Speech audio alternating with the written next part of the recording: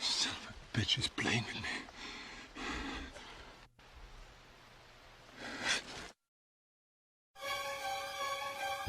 Pick up their trailer, the chopper, run them down, grab those hostages, and bounce back across the border before anybody knows we were there. Let's screw with the TV people. The problem was the heat, man. The heat's killer. I remember at times John just sitting on the ground with his head in his hands. Like, what the hell have I gotten myself into? For every shot, there's 6, 8, 10 passes of things. So this was our day. It was like 14 hours of work. It was a real boot camp. Pure hell. I got to go back 15 years and relive everything, except this time to enjoy it and not worry about having to die.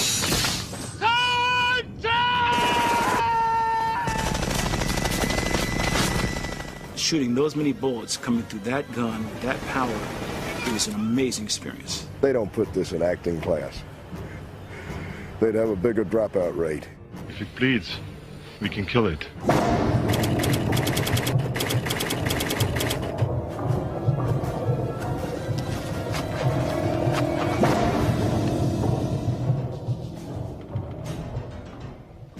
We had an idea about doing a story about a brotherhood of hunters who came from another planet to hunt all kinds of things, but we realized very quickly that wouldn't work very well, so we picked one hunter who was going to hunt the most dangerous species, which had to be man, and the most dangerous man was a combat soldier.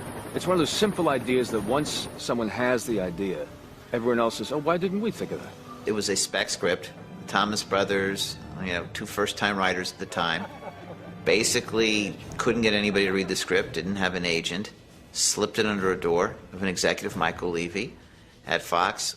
Michael read the script, shared it with me and the rest of us. Larry Gordon was head of the studio at the time, bought the script, okayed the script going out to Arnold Schwarzenegger. I went and got John McTiernan involved in the process. I had seen his picture. We needed a fresh voice. And Larry Gordon invited Joel Silver to come on and produce it. Joel was the hands-on producer on set. To this day, he still maintains an almost overwhelming presence on the set. A lot of producers, they sort of sit back, they get a line producer, they serve as a sort of creative liaison between the studio and the film, but they don't get their hands dirty. Joel always has gotten his hands dirty by really getting into the muck of the film. Let's lock off this, get a hi-hat or something on that one. I was very happy when they offered it to me. I wanted to do an old-fashioned popcorn movie. And that's what this is. It's meant to be entertainment, and it comes at it from a direction that I had some experience in, which is out of suspense. John McTiernan is a really wonderful action director. He has an ability to take a script and infuse it with both a sense of energy but great storytelling. And so he's a really wonderful storyteller, which is really what you want in a director. John McTiernan has a tremendous ability to visualize the film in his head and just go get that film. Not waste any time, not bullshit around. John McTiernan is an actor's director. It's not just some, director who's just trying to make pretty pictures. He has a motivation for why this particular scene should be this way and what your character's motivation should be. He's very sure of himself. You guys are all around. I'm going to have to be careful the next couple of days, aren't I?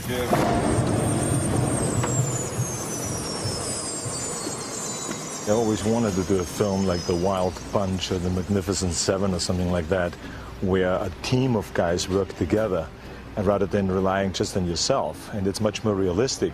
But each one of those guys are very powerful guys. They're not only just great actors, but they're physically very strong, they're very well experienced, and they're equals of mine. You son of a bitch!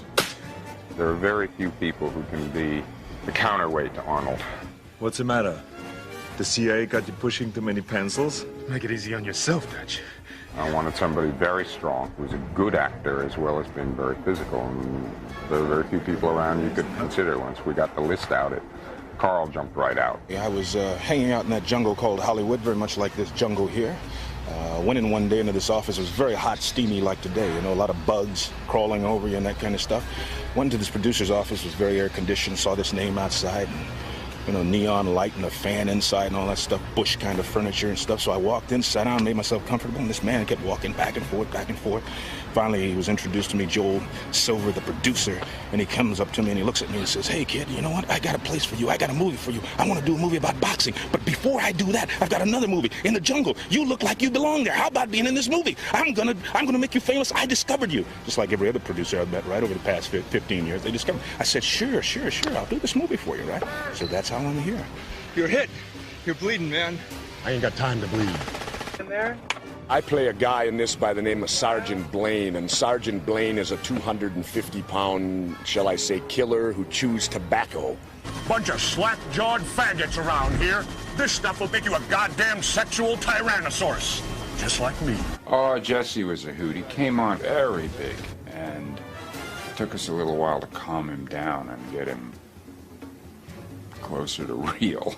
This movie was dominated by larger-than-life personalities. John! Over here. Bill is a spectacular actor. He's a ringer in the group. I had worked for Joel previously in a film entitled Commando, and we had a good time on that. Arnold and I got along real well. You scared, motherfucker? Well, you should be, because this Green Beret's gonna kick your big ass. I ate Green Berets for breakfast. He liked that, and so he hired me. My character has a fair amount of emotionalism that I have to bring out. Holy Mother of God. The environment that we're in lends itself so dramatically to the actual jungle experiences that I had when I was in Vietnam. And it was just an instant deja vu. I've had a number of those. Billy, you know something. What is it? There's something out there waiting for us. And it ain't no man. Sonny was a hoot. The insurance company wouldn't let us hire him unless we got a bodyguard for him. Now, the bodyguard was not to protect Sonny. The bodyguard was to protect other people from Sonny. So we had this 6'8" tall giant man who just had to follow Sonny around 24 hours a day, the entire time he worked in the movie, and make sure that Sonny never misbehaved. Your money bags are getting in my shot there. The old women in the village crossed themselves and whispered crazy things, strange things. El diablo cazador de hombres. The demon who makes trophies of man. I never say a word to Elpidia because her own intuitions are so good. She knows much more about the character than I do. Elpidia is a surprise, a delightful one. And go back up, Shane. See if you can get your head square out so you can look straight down. Predator was sort of concurrent with this other movie that I had done, Lethal Weapon, that I'd written. So does it look like blood? Joel had asked me, do you want to do a draft of Predator? The studio's scrambling and they'd like to kind of get a different version. I didn't want to, but he said, well, you just come down to Mexico with us anyway. We'll put you in a movie. So the idea was hatched. We'll hire him as an actor, and when he's there, stuck in Mexico, we'll give him the script and we'll make him rewrite it. So you cooked up a story and dropped the six of us in a meat grinder. I did nothing on the script. It turns out what the studio did, as they always do, is they took the original draft and just shot that. They go all the way around the circle. They get 7 different writers to do a version, and then they'll go back to the original draft.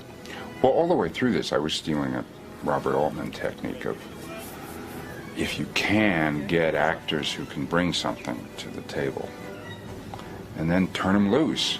I keep my mouth shut about it, but I actually came from theater. So I like actors.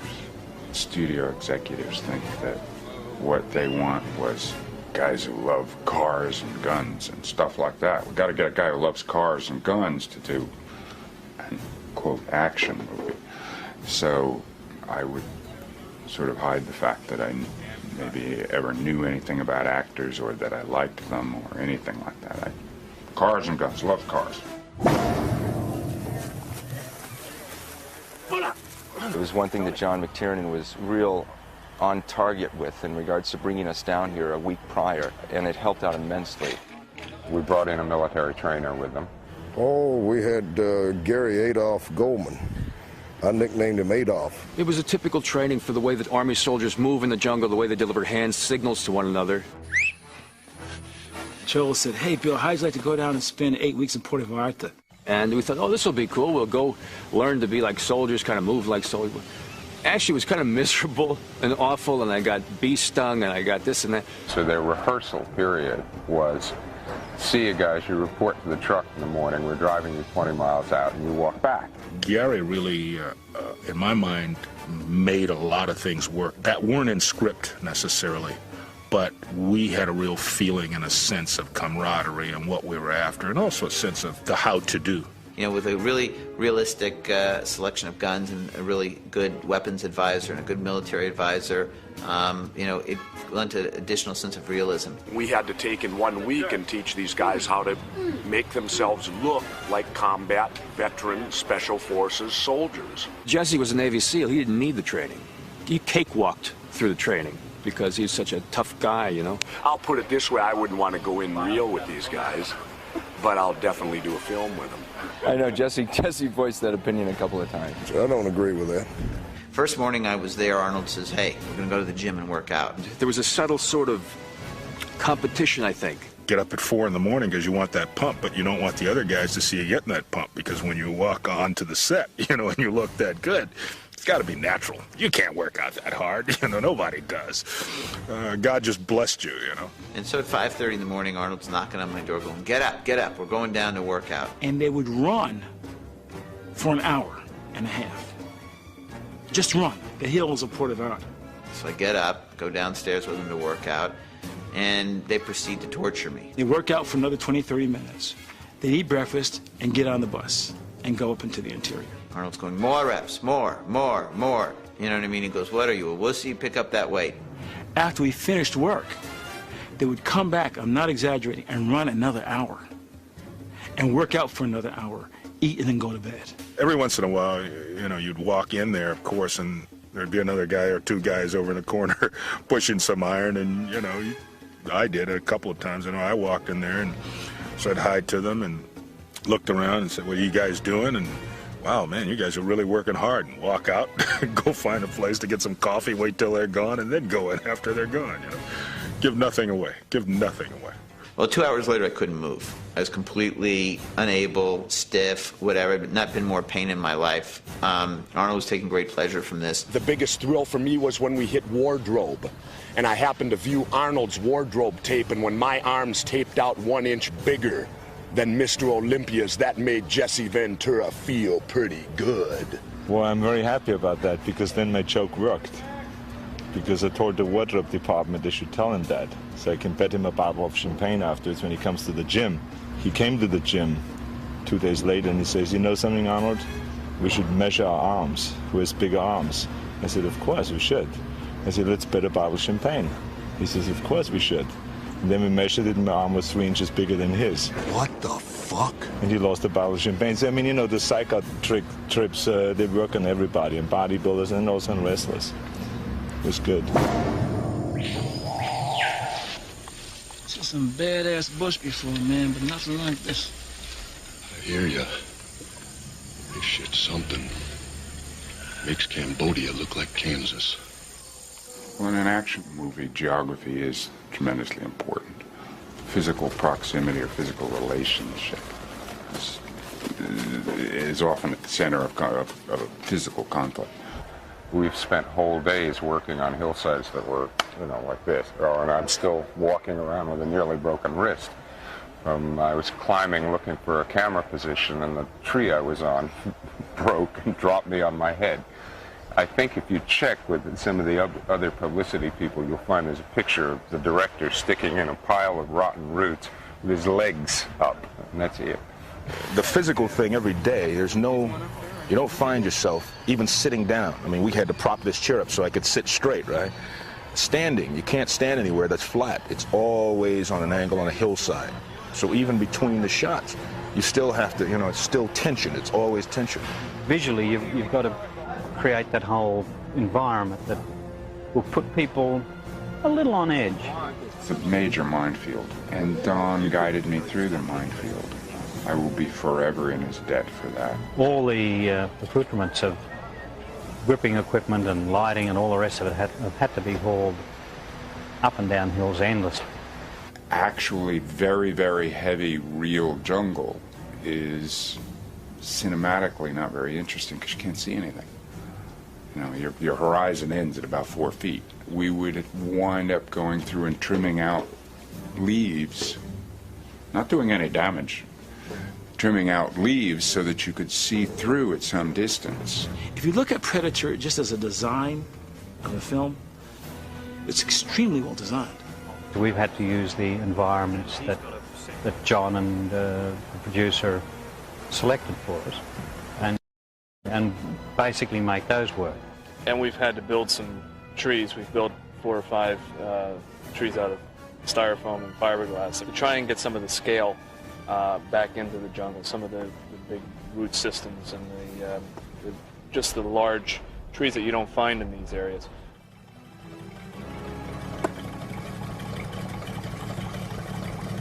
Shooting the raid on the guerrilla encampment was a long, meticulous process.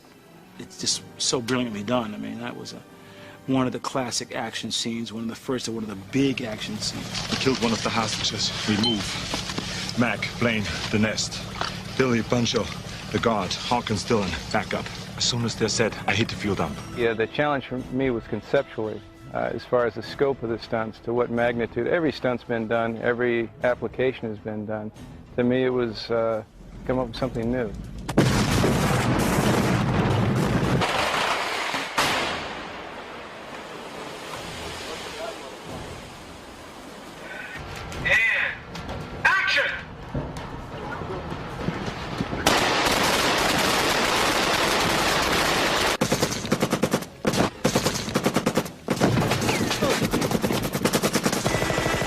Going to have to teach me how to patrol through a jungle. Nobody's going to have to teach me how to take a sentry out.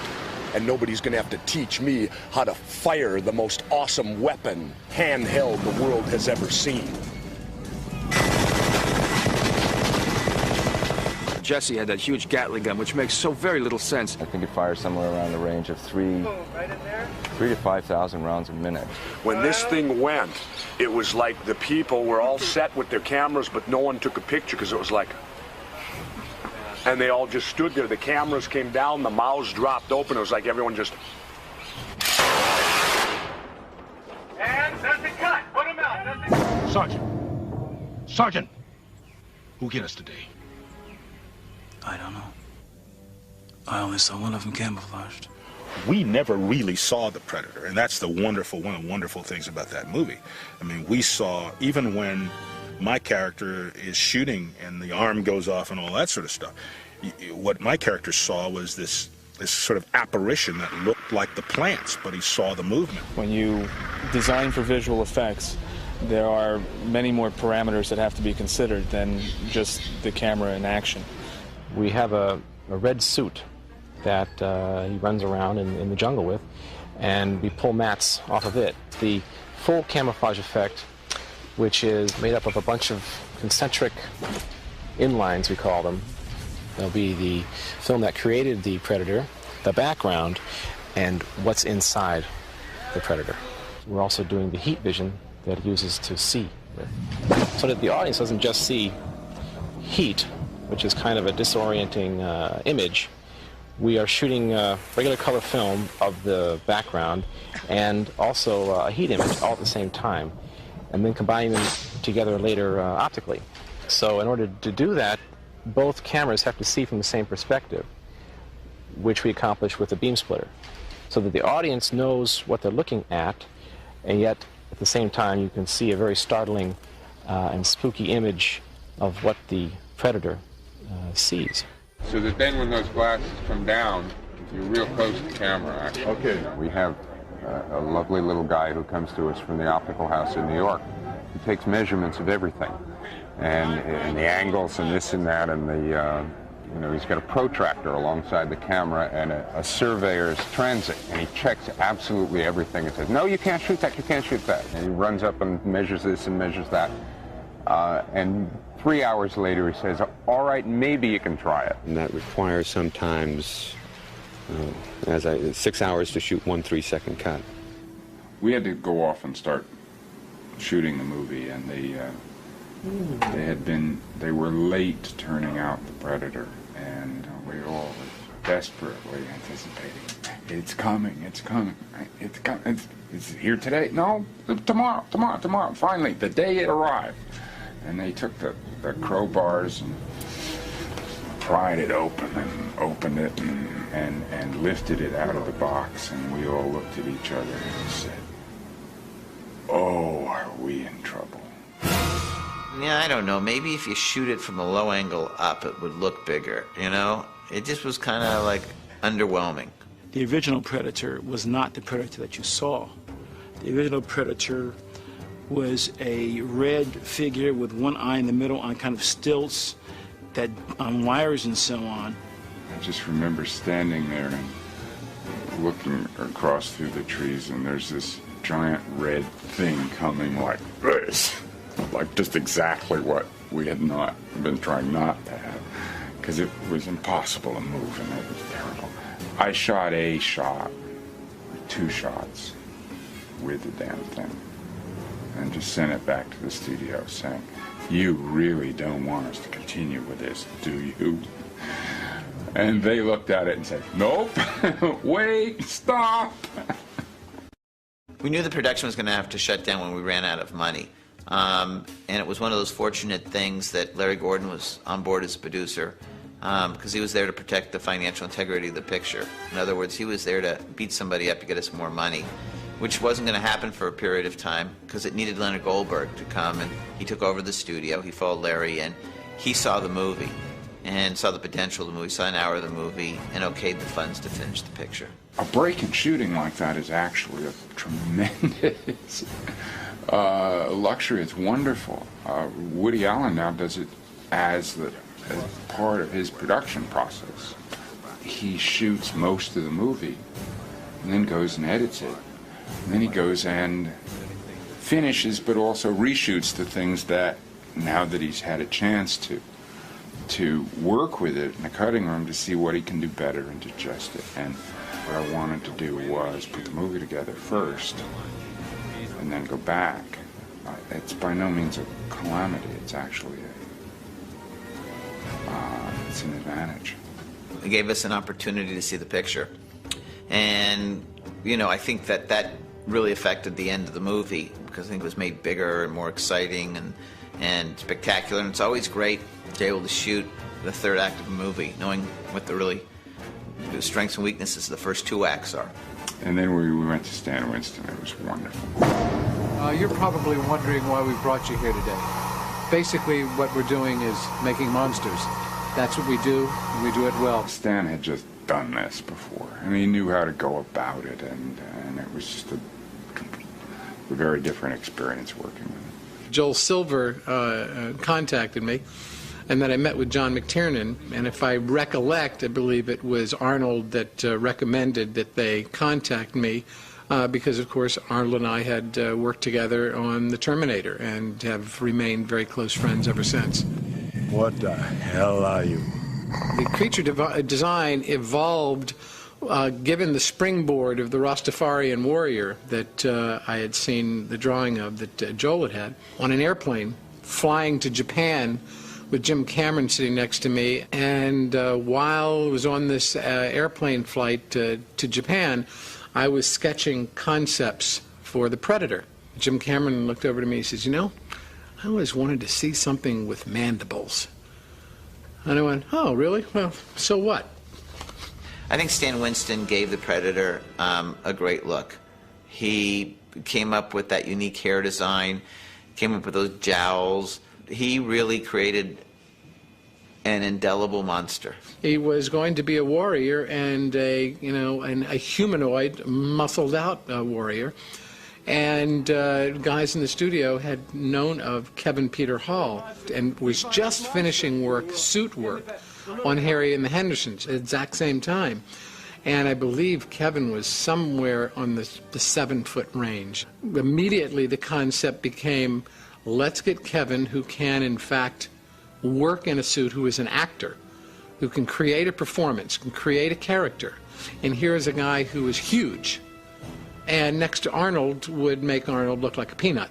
I saw them go by with this big mattress. They went into Kevin's room, so they could have 2 big queen-size beds, and he just slept across both of them because he was so big. And he wasn't just some big guy in costume. I mean, the way he moved and the menace, and he took things off, you know. I just thought he was totally brilliant. The design of this Predator is really wonderful, and the concept of the character and hunting down Arnold is fun. So there's already the incentive to get into it because, you know, you're going to be going after Arnold Schwarzenegger. But on top of all of that, there's creating a personality that the audience can relate to, you know, because without it, then it's just something from somewhere else. Whereas this is a real conflict, and it's real important in this movie that the audience get a sense of who Arnold is and a sense of this evil force that is chasing him down. Because he suffered so long in the damn suit, I had to make sure that he got his face actually on screen. What the? I've always wanted to play a heavy, and this is an excellent heavy. Hi there, movie lovers. Debbie here with today's movie fact. Ever wondered how astronauts spend their time in space? Well, Apollo 13, Armageddon, and Around the World in 80 Days are among some of the movies NASA keeps aboard the International Space Station. Remember to click below to subscribe, on the side for more great content, and if you like my t-shirt, you can get it at the link right below this video.